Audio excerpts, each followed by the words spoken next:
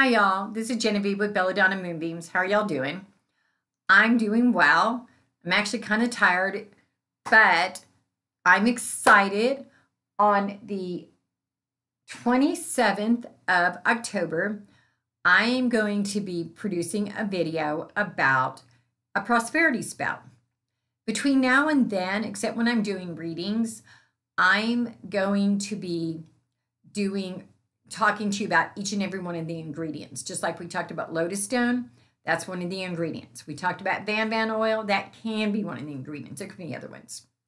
So that's what I'm doing. I'm preparing y'all for that knowledge that you will know exactly everything that goes into this spell and all about it, which I think is a really good idea because that's what I want to know. I want to know everything about everything. So what are we going to talk about tonight? Sassafras. And I don't know if you know very much about sassafras. I honestly did not know a ton about sassafras before I started studying. Obviously, I mean, to be truthful, I never really thought about sassafras before. I just knew that it was that sarsaparilla was from sassafras. So sassafras is an American plant. I had no idea that this plant was native to North America and only the eastern part of North America. And also there's a plant in Eastern Asia. Then I started studying to teach this to you. As soon as I heard where this plant was native to, Eastern Asia and the eastern part of North America, I began to wonder if this had anything to do with the migration of people eons ago. I'll probably never know that answer, but I do find the question interesting. However, as I researched more, I learned that archaeologists have found evidence of extinct sassafras in Europe and in Greenland. Okay, so now I'm going to show you this picture of sassafras from a botanical book. Isn't that pretty? So, sassafras comes from the genus, which is like a family of 3 extant and 1 extinct species of deciduous trees in the family Lauraceae, which is native to Eastern North America and Eastern Asia. That is a mouthful, right? This genus or grouping is distinguished by its aromatic properties, which have made the tree useful to humans. So let me break this down. My first question was, what is extant? That means it exists today. Go figure. I guess I should have had a dumb moment and figured it out from its context, because what's the opposite of extinct? Extant. But I didn't. So extant means it exists today. And a deciduous tree is a flowering tree, and the family Lauraceae is similar to the laurel plant. Sassafras, and let me show you what the leaves look like. Aren't those pretty? Sassafras is a male and female plant with flowers that are decidedly one sex or the other. That reminds me of squash. This is what they look like.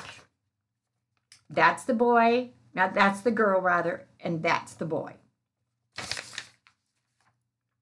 The taxonomy, or the meaning of the name of the plant, is questionable. The plant itself there's even some debate as to who first described it. We think it was first described by a Bohemian botanist, Jan Pressel, in 1825, or Jan Pressel. Bohemia is now in the Czech Republic, and today he would have been called a Czechoslovakian. But at that time, the Czech Republic was Bohemia. So the Native Americans in Delaware and Virginia in the U.S. called sassafras Winnock, and the Timucua Indians called it Puani. When I read that, I thought, Timucua? I've never heard of that Indian tribe. The Timucua Indians were Indians that lived in Georgia and Florida and are now extinct because of the wars and diseases of the white man. The Native Americans differentiate between the white and the red sassafras, but that's not 2 plants. That's actually different parts of the very same plant. And there are a lot of differences between the North American and the Asian sassafras. Wildlife eats sassafras in small quantities. But humans use almost all the parts, using it for teas and in root beer. Sarsaparilla. Remember back when we would watch the westerns when we were kids, and people would go get a sarsaparilla? Well, that's where that came from sassafras. However, and that used to be the main ingredient in root beer, but it's not anymore for a whole bunch of reasons. In the 1960s, studies showed that in massive amounts, saffroil, which is an active ingredient in sassafras, can cause cancer. Okay, we're talking massive amounts, like 60 times their body weight. However, this was in mice, not in people, in mice.